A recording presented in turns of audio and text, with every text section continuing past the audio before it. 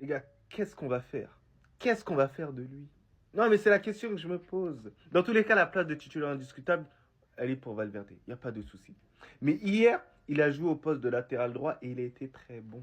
Très, très bon. Et le milieu de terrain qui a été aligné, Ceballos, Bellingham et Modric, était très bon aussi. Il était compatible. Il y avait de la créativité, des efforts défensifs. Il y avait un bon équilibre. Franchement, RAS, c'est l'une des meilleures prestations au milieu de terrain. Il n'y a pas de souci. Ceballos, on veut plus le sortir. C'est maintenant un titulaire indiscutable. Modric, on a l'impression on n'arrive pas à le remplacer, quoi. Voilà, et en plus, c'est du vin. Plus ça continue, plus il devient bon encore. Ensuite, on a Bellingham, il est indéboulonnable. Dans tous les cas, lui, il ne peut pas bouger. Voilà. Mais vous voyez Valverde ici. Voilà que je kiffe en tant que latéral droit. Mais dans les gros matchs, parce que dans les petits matchs, voilà, parfois de Liga, tu peux mettre Lucas Vasquez et mettre Valverde à la place de Modric, ce qui permettrait à Modric d'aller se reposer. Parce qu'à 40 ans, jouer absolument tous les matchs, c'est bizarre. Mais dans les gros matchs, je suis désolé, c'est cette composition d'équipe qui doit commencer.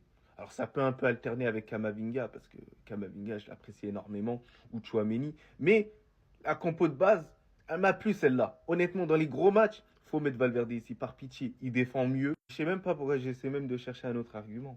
Il défend mieux. Ça veut tout dire déjà. En bien. Dites-moi si vous êtes d'accord ou pas avec moi. En bien.